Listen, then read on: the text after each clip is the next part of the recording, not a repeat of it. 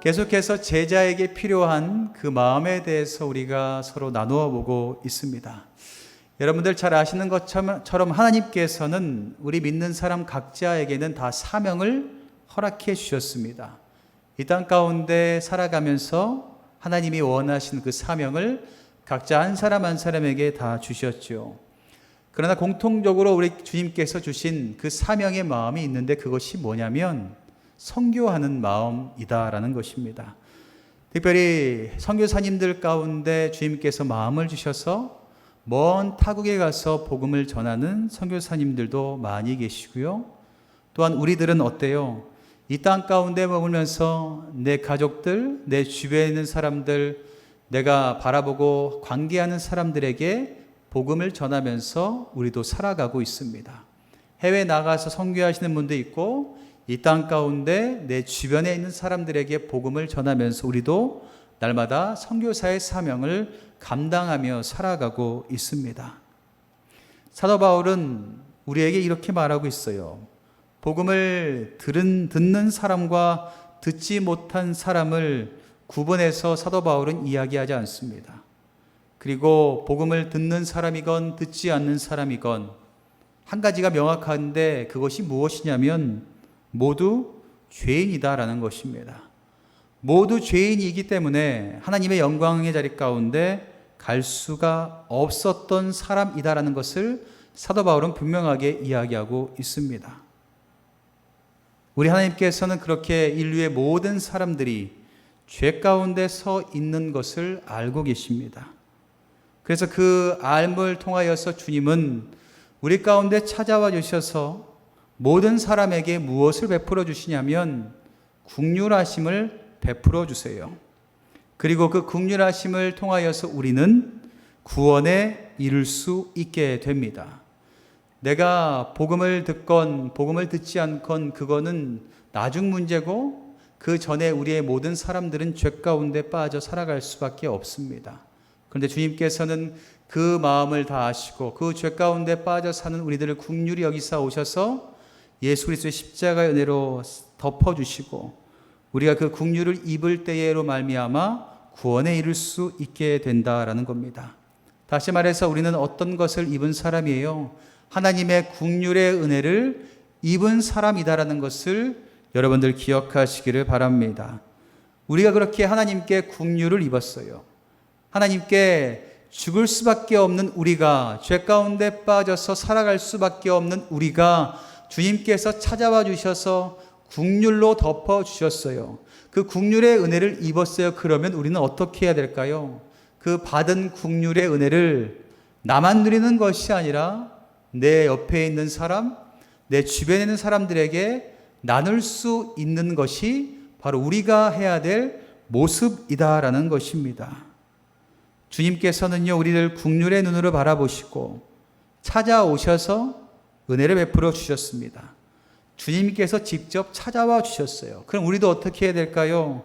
세상을 긍휼의 눈으로 보고 찾아가셔야 돼요. 가만히 앉아서 내가 긍휼을 베풀 거야 라고 이야기하는 것이 아니라 주님께서 우리를 긍휼의 눈으로 보시고 찾아와 주셔서 베풀어 주셨던 것처럼 우리도 세상 가운데 찾아가서 긍휼의 그 마음을 나누는 것 우리가 해야 될 모습인 줄 믿습니다. 그렇게 예수님께서는 세상을 어떤 눈으로 바라보셨을까요? 마태복음 9장 36절 말씀에 예수님의 그 바라봄에 마음이 담겨져 있는데요. 무리를 보시고 불쌍히 여기셨다라고 말씀하고 있습니다.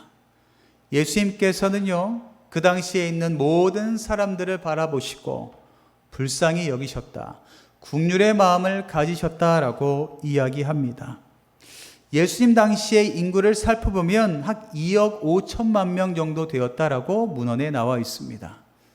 요즘에 전 세계 2억만 명 정도 되나요? 그거에 비하면 엄청난 작은 수가 그 당시 가운데 살아가고 있었습니다. 예수님께서는 그 땅 가운데 오셔서 힘없고 무력한 세상을 주님의 눈으로 그 긍휼한 마음으로 바라보셨습니다. 예수님 당시의 사람들은 어떠했을까요? 믿는 사람들은 불의와 그리고 탄압에 시달려서 그 믿는 사람들이 마음둘 곳이 하나도 없었습니다. 영적으로 날마다 침체하고 넘어지고 있었습니다. 그런 사람들을 바라보시면서 주님께서는 마음이 아프셨다라고 말씀하고 있어요.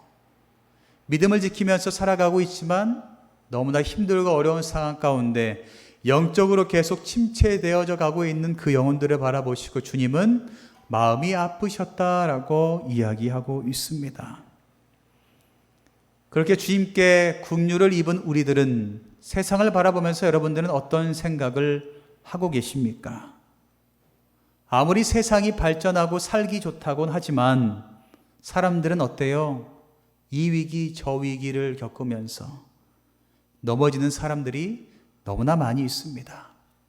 아무리 세상이 살기 편하고 좋다라고 이야기해도 계속해서 넘어지는 사람들은 더 많이 생겨나고 있어요. 그리고 해결책이 없는 사람들은 어떤 선택을 합니까? 생을 마감하는 사람들이 지금도 이 시간 있다라는 것입니다. 예수님께서는 이 땅 가운데 오셔서 자신의 유익을 위해서 세상을 바라보지 않았어요. 자신의 이득을 위해서 사람들을 긍휼의 눈으로 바라보시지 않았습니다.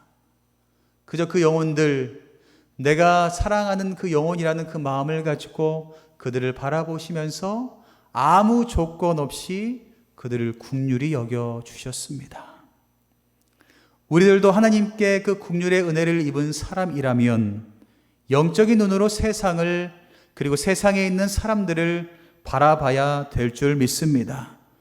나의 유익을 위해서 사람들을 바라보고 그 사람을 이용하는 것이 아니라 나의 성공을 위해서 그 사람을 온전히 그 사람 곁으로 다가가는 것이 아니라 온전한 하나님께서 우리에게 바라보면서 하셨던 것처럼 그저 아무 조건 없이 사랑해 주셨던 것처럼 우리도 세상을 그리고 세상의 사람들을 바라볼 때에 조건 없는 사랑의 마음으로 바라봐야 될 줄 믿습니다.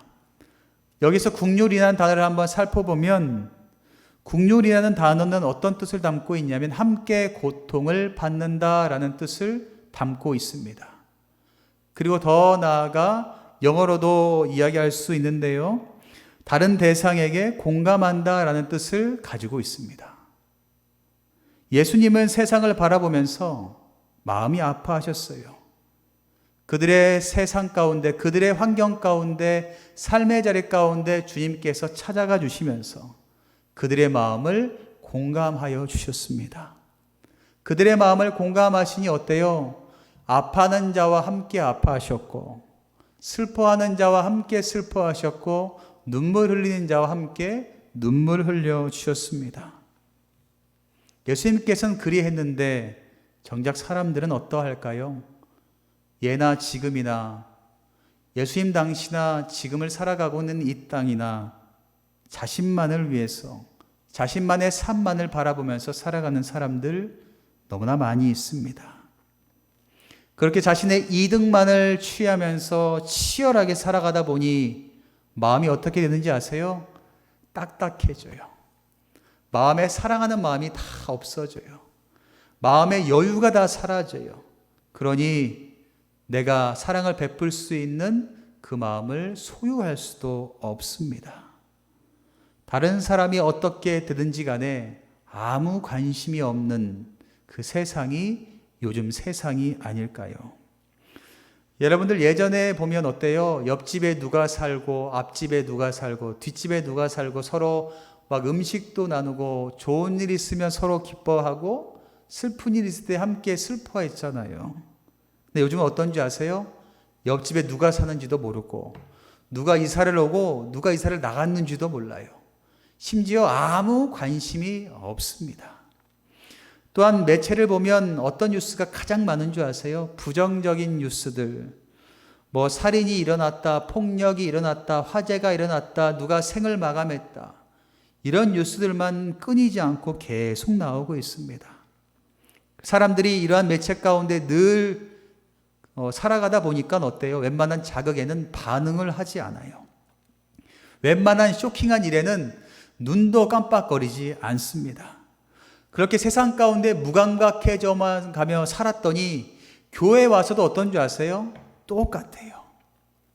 우리 신앙과 우리 교회와 우리 예배 가운데도 그 세상 가운데 가졌던 마음이 그대로 들어와 있어요.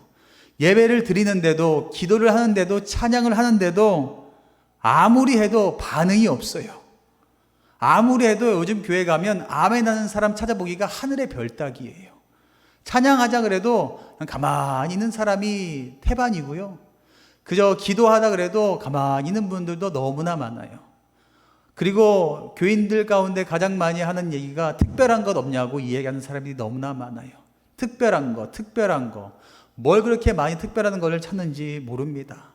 자극적인 것을 원하는 세상처럼 교회 안에서도 자극적인 것을 찾는 사람들이 너무나 많이 있어요.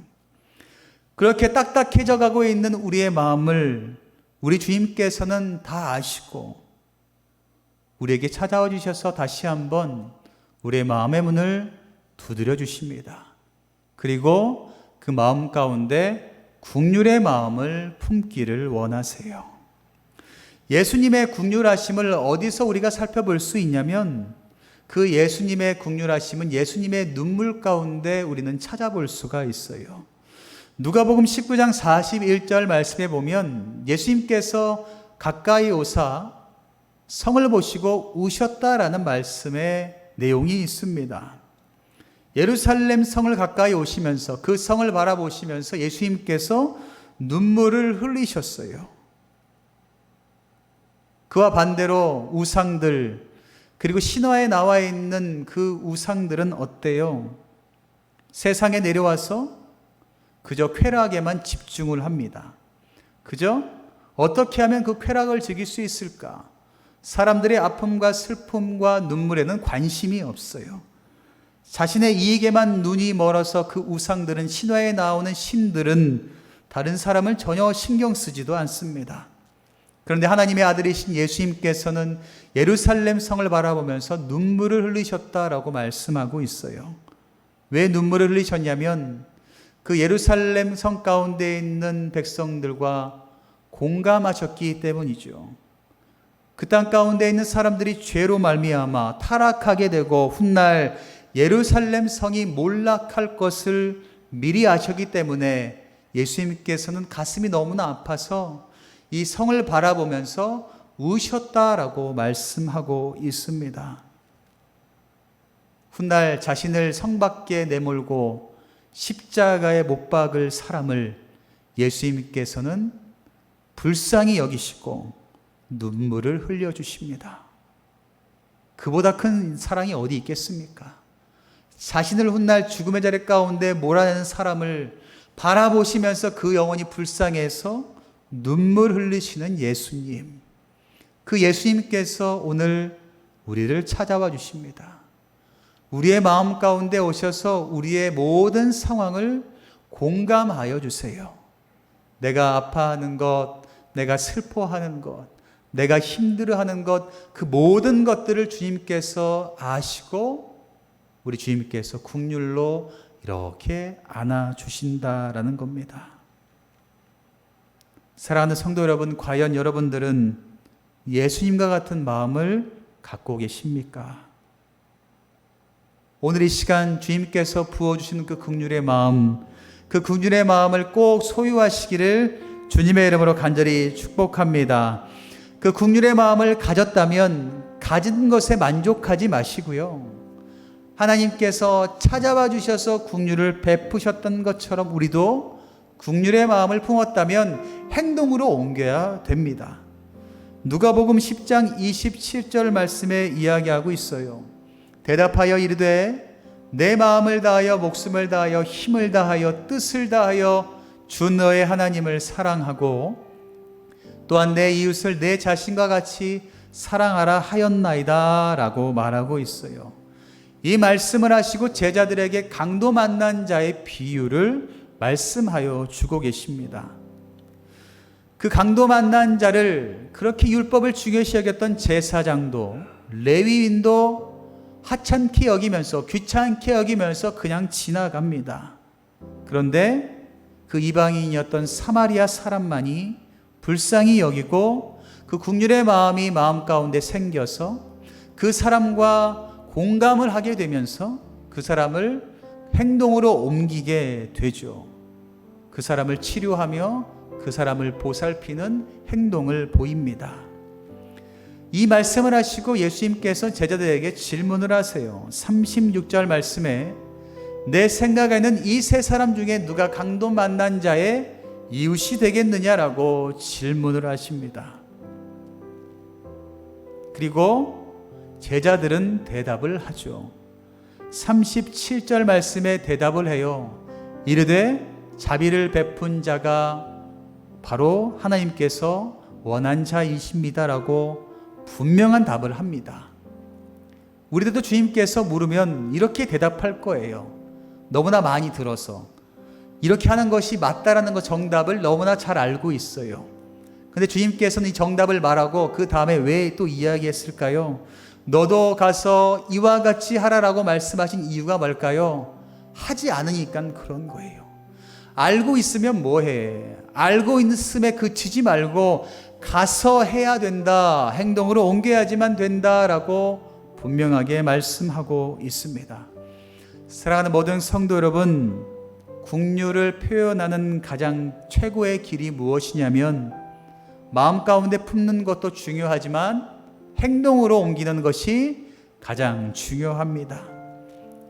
죄인이었던 우리들을 주님께서는 긍휼히 여기시고 찾아와 주셨습니다. 찾아와 주셔서 눈물 흘리시며 안타까워하시며 십자가의 그 사랑으로 우리를 덮어 주셨다라는 것을 여러분들 기억하시기를 바랍니다. 여러분들에게 찾아오셨던 그 예수님의 사랑을 이 시간 다시 한번 마음 가운데 품지 않으시겠습니까? 마음의 문을 열고 예수님께서 나를 찾아와 주셔서 사랑으로 덮어주셨던 그 사랑을 여러분들 다시 한번 소유하시기를 바랍니다. 그리고 세상을 하나님의 눈으로 바라보세요. 내 주변에 있는 가족과 내 주변에 있는 사람들, 그리고 믿음은 가지고 있지만 너무나 힘들어하는 사람들을 하나님의 그 눈으로 바라보세요. 바라봄에 그치지 마시고 행동으로 한 걸음 뛰시기를 간절히 바랍니다. 그렇게 걸어갈 때에 우리 주님께서 우리의 그 모습을 보시고 기뻐하시며 더욱더 우리를 하나님의 뜻 가운데 귀하게 사용하여 주실 줄 믿습니다. 오늘도 그 긍휼의 마음을 품고 세상 가운데 사랑을 전하시는 저와 여러분들 되시기를 주님의 이름으로 간절히 축원합니다.